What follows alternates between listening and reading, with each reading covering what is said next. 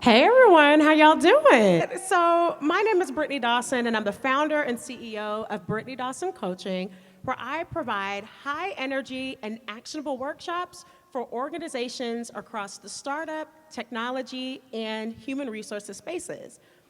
This afternoon, I'm joined by the team at Yellowtail Tech, who will be talking about how might we use non-traditional pathways to create opportunities in tech. We're joined with Jubee, who is the Chief Executive Officer at Yellowtail Tech. We also have Courtney, who is the Career Success Coach at Yellowtail Tech. And last but not least, we're joined with Thierry, who is the Infrastructure Director at Yellowtail Tech. Let's give a round of applause for our panelists today. And so with that, let's dive on into our discussion today, which is how might we break the barriers to create pathways into tech? And so, Jubee, you spoke about this Catch-22 in our hiring experience and just the challenges of breaking into technology. So can you tell us, how would you describe what that Catch-22 is, and what's the problem as you see it? Yes, thank you for having me and being the moderator. So the way I like to just capture the whole problem is you need a job to get the experience, but wherever do you get that experience if you never had a job? And that's the loop we always are going around, and in my business in general and in training. So we realize it's not only a problem at Yellowtail Tech, it's not only a problem at the next boot camp, it's a systemic, it's a macro problem. So there are ways we try to address that on a micro level at Yellowtail Tech, but it's a problem, it's a real problem, and we want to make sure not only we're talking about it internally, but make sure we put more light on this problem. You see, how do we break that cycle of the Catch-22? And this is what I want to discuss today, what I've been seeing in the industry for the past 10 years. I've been CEO at Yellowtail Tech, and that's really it. I love that you mentioned that this is a systemic issue, right? And it can impact many components of the hiring experience. So for those of us who might be unfamiliar with Yellowtail Tech, can you give us a quick blurb about the services that you all provide? And then how, from your experience, does this problem impact those who are applying to positions in technology? Yeah, so at Yellowtail Tech, we focus specifically on helping people with no IT background break into the IT industry. The reason why I use the word break, it's because there's that Catch-22. You have to break in. You literally, that's what I do. I help people break in. So that's what we do. We specifically focus on people with no IT background. This is our niche. We intentionally reach out to people with no IT background to help them transition. So you can think of us as not upskilling people, but helping people break in. So that's what we do, that's what we've been doing, and iteratively improving our processes and training for the past 10 years. And yeah, that's what we do at Yellowtail Tech. Let's give a round of applause for that. I love to hear that you intentionally target those without an IT background. And I want to dive a little deeper into the problem as you see it too, right? You know, let's say I have no IT background and I'm looking to apply for a job, but I have to get the experience and that's the hardest part. So kind of walk us through what are the gaps between the hiring expectations and how does that impact applicants who are looking to break into that industry? So the first issue we see is that the overemphasis on the amount of years of experience required. Sometimes it is important, not only sometimes, it is important, but I don't think it should be the main way to hire people. There are many other things that should be looked at that are put on the back burner. How can this person actually really deliver? Does that person have transferable skills? Can that person do the job? Can you actually just give that person a chance to actually deliver on and not emphasize too much on on the amount of years of experience. The reason why that's important is because there's a big gap in between the amount of jobs available, especially in the niche I'm training, and the people ready to take those jobs. So there's a disconnect. There's all those jobs available, ready to be taken, that are going on fill on average between 9 to 13 months. And there's all these people I'm training that are ready to take those jobs, but because they don't have 3 years of experience, they can't get those jobs. So you see the disconnect, and it's a problem. It's a problem because what's happening is the gap between the amount of job needing to be filled and the trainees we are producing is getting bigger, and it's not good for the people looking for the jobs. It's not even good for the companies looking to fill those jobs. So that's what we're dealing with in reality, you see. And it's a huge problem, right? And hearing that you all are providing that training, I think that's one of many steps to facilitate that. And it makes me wonder, when you think from just the HR and the hiring process, can you talk about what that disconnect looks like from the HR manager's perspective, right? They're looking to fill a need, but you also have folks without a background. Well, what makes that filling that gap a challenge? Yes, it's because, like you said, there sometimes is a disconnect between what HR would like to see and what the hiring manager, the practice of the hiring managers. Because sometimes HR understands that, yeah, we should give more people a chance. They are closer to corporate who has what they say, an agenda to help more people with no IT background get into the industry. But the disconnect starts when you give the hiring manager too much discretion on how they hire. So now they want to hire someone who has a similar path as them. They want to hire a unicorn. They want to hire someone ready to hit the ground running, like they like to say. They don't want to spend that much time growing the talent internally, you see? So that's where the disconnect. I think the corporate side of HR should be more involved in the decision process, not just have HR be the person, the team filtering and offering those resumes to hiring managers. That's where I think the problem really begins, you see, the disconnect. Yeah.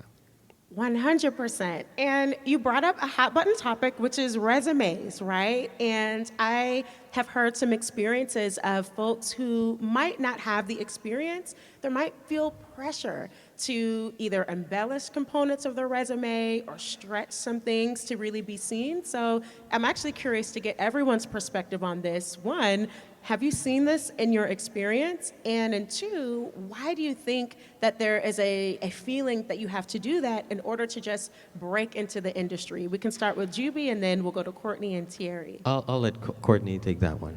Okay. So we definitely see a disconnect in terms of actual years of experience and embellishment on resumes, which is obviously not something that we're going to encourage, right? Embellishing your resume puts everybody in a bad spot. And, as we were talking about earlier, right, it changes the industry for those that are coming behind you. And so it just widens the gap even more. So we don't want to see anyone embellishing on their resume or changing years of experience to get their foot in the door, as tempting as it may be. I have kind of a no lying policy, right? Don't lie in your resume, don't lie in an interview. It's not necessary. But we have that problem because of a lot of the self-training that goes into tech, right? Anyone that has worked in tech or in startups, you know that there is a lot of initiative, independent initiative involved in that. And how do you reflect that on a resume? How do you reflect that initiative in that 1 year of time on a resume? And that's where those accomplishment statements become even more critical, really painting the picture of how you personally did the job versus just what your job responsibilities are. And I want to add, the second problem with embellishing your resume is it's because of the emphasis on years of experience.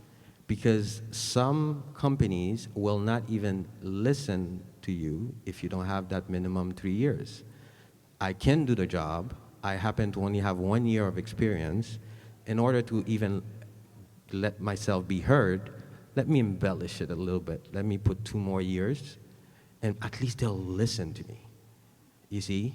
So that's where the problem begins, where the emphasis is so much on years of experience, not can I do the job. It actually creates an environment where this is encouraged, you see?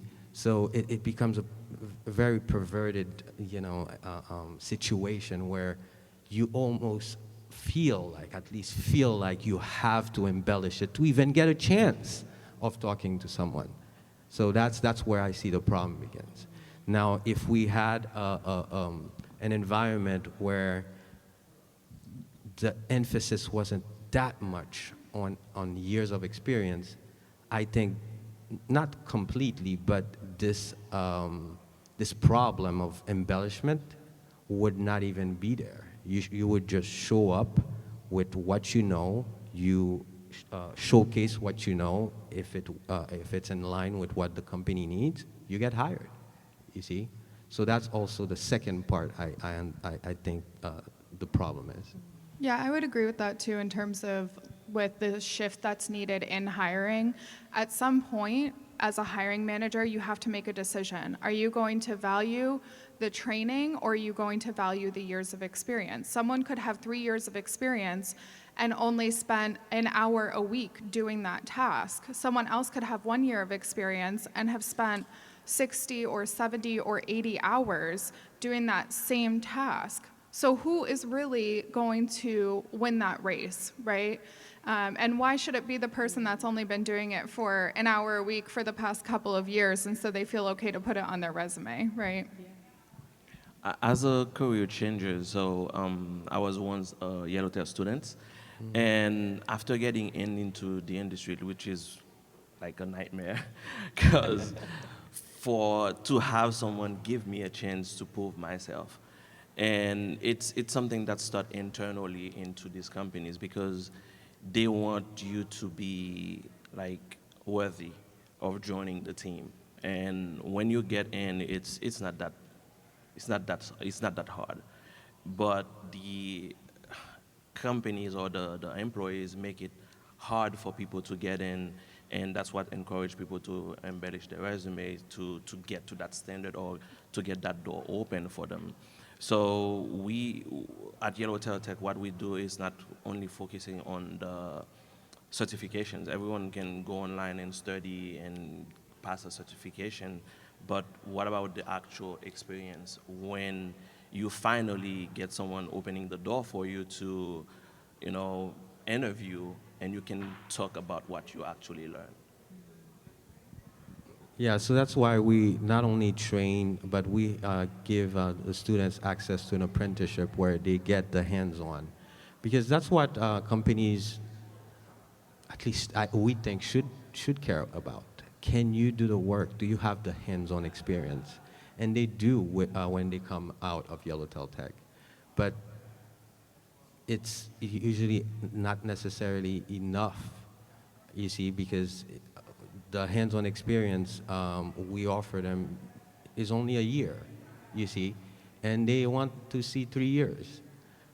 That's why we also think, we were talking about this morning, I think one way to address that could be to have interviews be more hands-on, instead of just a conversation, to actually have perhaps one interview be a conversation, but another interview be performance-based, where what it is you need me to be doing every day, you actually test me on that. Let's see if I can do it. Give me an hour, give me access to all the resources I would have in a real environment, which is Google, and let's see if I can figure it out in an hour, you see? And also the second thing he talked about, I want to expand on, is the hazing mentality. When you give so much discretion to the hiring team, the hiring manager, the team that's going to be working with you, they want to feel that you are worthy of coming. And there's sometimes a hazing attitude. They need to grill you. They need to make sure you are, at the level they are for you to even get into the team. And then once you get in, you realize, well, I'm not doing a tenth of what they were interviewing me on. So why all that intensity in the interview process when, they're gonna train me for 3 months anyway on whatever I needed to do? To piggyback to what you were saying about the performance base, this would be a very good initiative if companies start doing, because there's a lot of people that's faking their way into the industry. Like at my old job, I have a guy that was like a AWS sysop, and he could not perform. And they were asking me, hey, can you help him out? And the issue was only like being resourceful, because once you get the certification, okay, but what about when an issue arises? Like, how do you fix it? So being resourceful is something that most people that try to fake their way in, they went to a boot camp that teach them how to be a one-trick pony, like you usually say. So how to do one thing specifically. But what about when you get to a new company and the technology stack is different now? What do you do then? So we think they should have a process where they can actually test those technical skills, not verbally, but like give them an environment to actually, prove themselves. It's going to require a lot of like effort and time, but it would outweigh the cost of hiring and keeping someone. Yeah, definitely. And also, don't forget, some people are very bad at interviewing. That doesn't mean they are not great for the job. Stress, some people are just don't deal well with stress and don't interview well. That they are very introverted, for example, or English is not their first language. That doesn't mean they cannot deliver. If there was a more objective way to assess that, I'm not saying we should do away with, the typical type of interview, but something a little more objective, performance-based, I think should be introduced, in the process.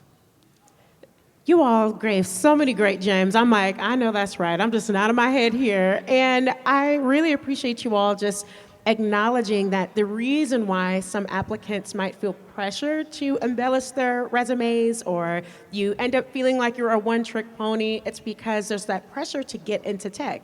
And we know just getting your foot in the door, that's one of many steps that you're taking to break that barrier. So you all started to talk about this just in terms of changing the hiring process and ways to get ready for that interview process. What other suggestions do you have for someone who might not have that 1 to 3 years of experience, but are also really looking to get that foot in the door? What other recommendations would you offer? We'll start with Jubee and then we'll pass it on down. Yeah, we're actually working on something with the co-founder, my wife, Yellow Tech, where having more hands-on, having more projects to showcase. Outside of what it is you're learning, just showing your interest and your passion for this thing called technology.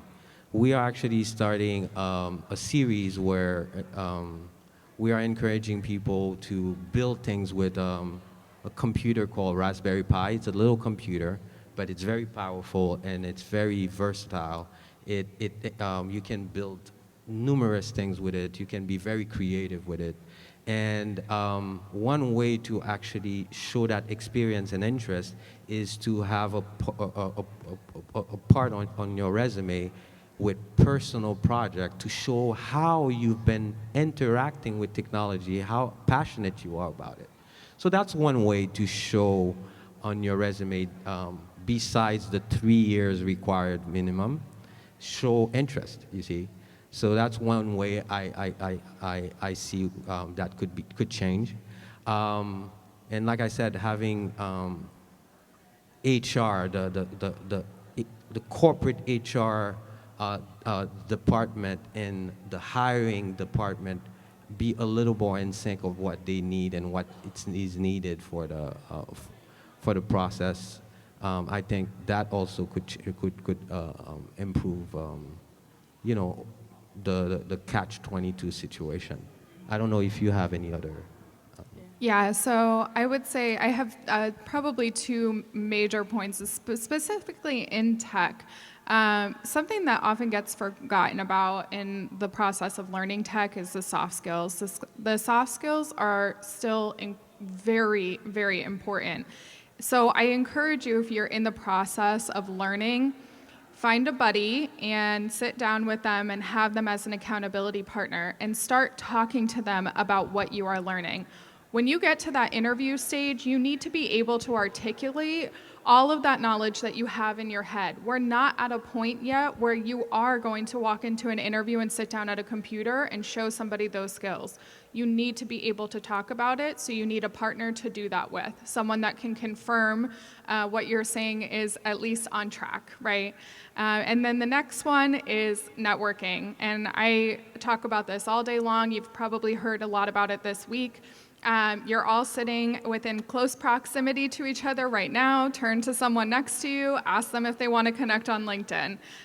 You're in a room with a ton of people that have a ton of connections. Take advantage of it. Do not underestimate networking, and don't underestimate the live journal that LinkedIn can be as you go on this learning journey. Yeah. Like I always, we have that back and forth with the networking bit.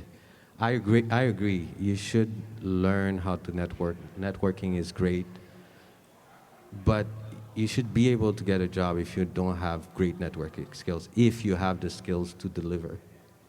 You know, networking, being good at networking, I don't think should be, you know, that big requirement. I've went to a boot camp or a training center. I've acquired the skills. I'm ready. I can prove it. I need a job. You know, I don't need to be a networking wizard or a LinkedIn, you know, being on LinkedIn, connecting. All that is great, and that's what we have now because the system is broken. But I think it's not where we should be. Yeah. But don't you think, too, that that ability to network in and of itself is kind of a live example of the resourcefulness that you need, that initiative, right? Being able to say, I mean, I agree with you, right? Yeah. I do agree. You shouldn't have to be a terrific networker to get your foot in the door, but it is kind of a starting point, right? For an ability to be resourceful, to be able to kind of start your own brand in a way that says something, and that's a communication skill in and of itself. So it is one way to display those soft skills that I really harp on for interviewing. It is indeed a skill, and yes, it's a very good one, an important one, but it shouldn't be what gets you the job, you know? Thierry, what are your thoughts on that? My advice to everyone that's trying to break into IT is know your stuff. Like, actually get your certification, know your stuff. And one of the things that I did is every job description, like, learn it. Like, let's say there is a tool in that job description that you don't know about. Take 2 hours before the next day, you know, go online, YouTube it, Google it, try to install it into your own little environment, because you already have like that barrier, like when they're asking you like to have 3 to 5 years of experience. Showing up with nothing is not gonna help you. And there's another issue that we haven't discussed is a lot of people that's in IT, they went to school for it, right? They went to a 4-year degree to get into IT, but when they see the next person coming down the street with a certification, trying to do the same thing that they went to school for 4 years, they're trying to stop that person to get in without realizing that the technology is evolving so much that new person know more than you because your expertise is absolute at this point. So we have this hiring manager or like leads that's trying to block people from getting in if they didn't go to school for 4 years to know about computer information technology. So I think this is one of the issue we see a lot in the industry. Yeah, it's going back to the hazing process, you know. You don't have the same background. You didn't have it as hard as me because I had to work my way for 10 years to be here. And then you're going to show up with the same amount of skills and perhaps be making about the same amount of money with me, and you only went to school for a year. I'm going to give you hell. Only if you go through hell, you might get a chance. And that's the attitude we keep seeing. And that's also because I think too much discretion is given to the actual hiring team. You see, that's, again, the catch-22 we're dealing with. And that's a tough catch-22, right? And you all mentioned just the misperception of boot camp grads, training experiences, right? Let's say I have no background in tech, I get my certificate, and I'm like, FANG company, here I come. Here's my 6 figures, can't wait to make it. But we know that isn't always the case. So can you all walk us through how is Yellowtail solving for that gap? And if you all have any success stories from either people you know, your program, would love to hear how you all were able to make that transition for them. Yes, the way we address it is in many steps. The first thing is we make sure you come out with a certification, a hands-on certification that actually shows that you know your stuff, you can do it. Because especially if you go in our Linux system administration program, the certification is hands-on. You literally have to know what you're doing. It's either you know it or you don't. You cannot multiple choice your way out of it. That's the first thing. They come out with a cert that helps them with their credibility. And then we move them into an apprenticeship where they solving real tickets on real servers from a real company so they can get that hands-on to showcase for it. And after that, they work with Courtney, who can help them craft their story, showcase their transferable skills, showcase their project, and showcase the potential equivalency that might exist between what they know and the year of experience that's required, and help them with mock interview, help them reinvent themselves on LinkedIn, because we work a lot with people transitioning into a new career, so they have to reintroduce themselves to the marketplace. So that's all we do to help them break that catch-22. But we just believe it could be easier. It could be more straightforward. That's what we believe. But in the meantime, that's what we have. That's the tool we have in our belt to help our students.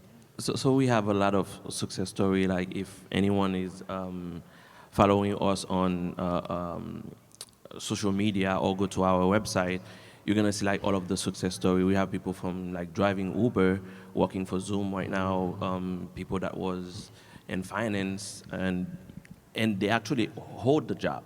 They been in the job for 4 years, so it's not someone that's trying to faking it to make it. They actually get the skills and they can do the job.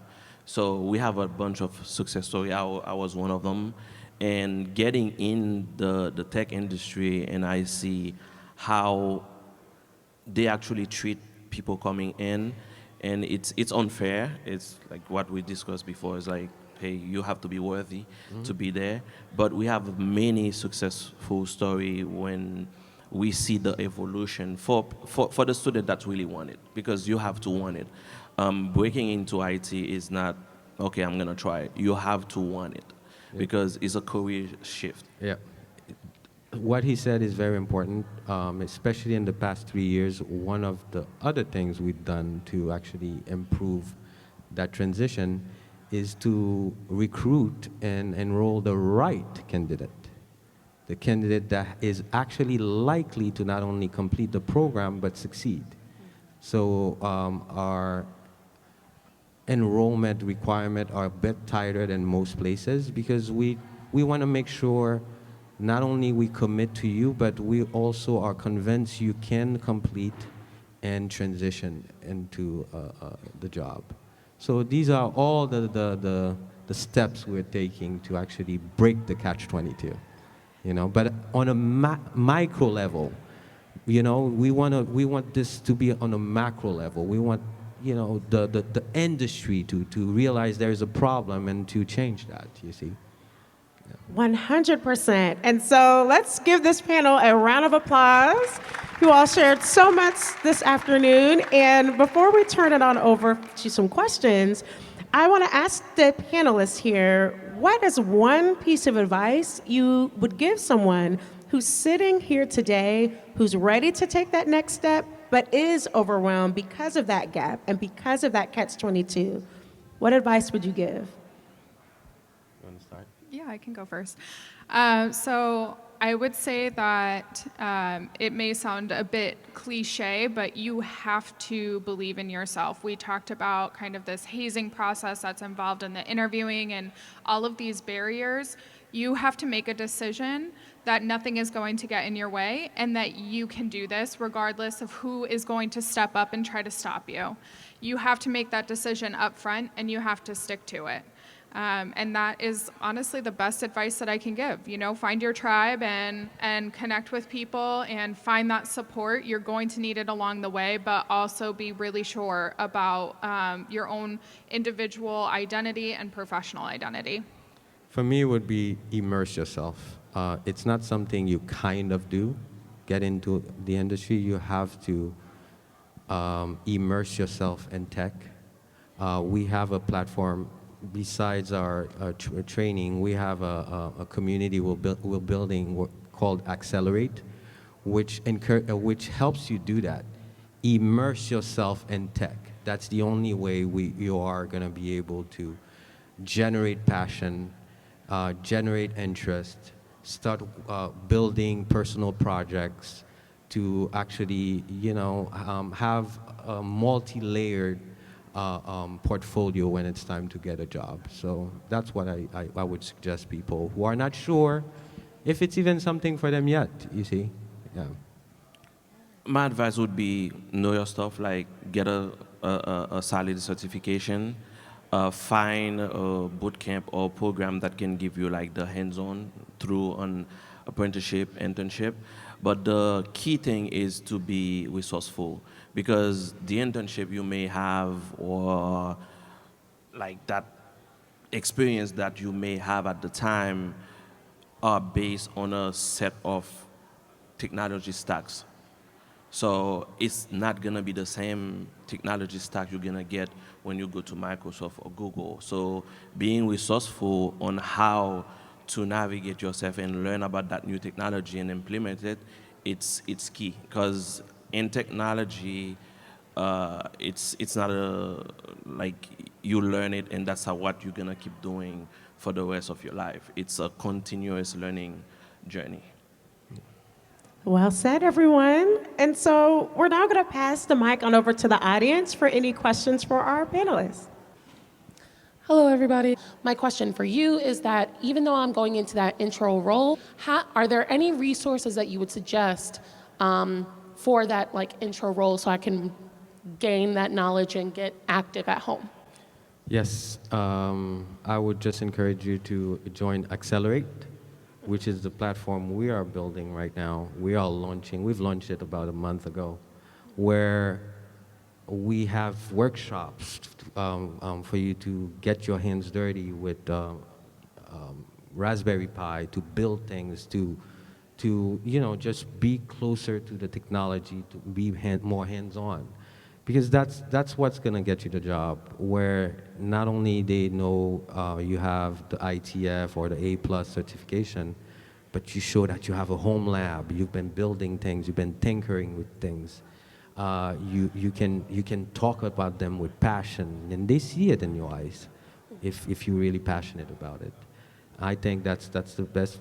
That's one way I would suggest you start.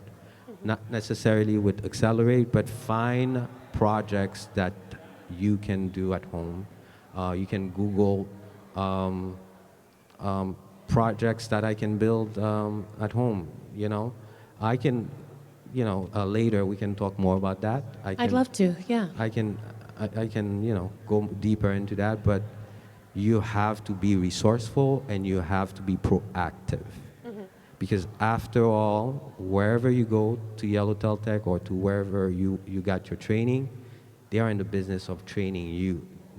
They are not in the business of giving you that commitment and passion that you have to bring to the process.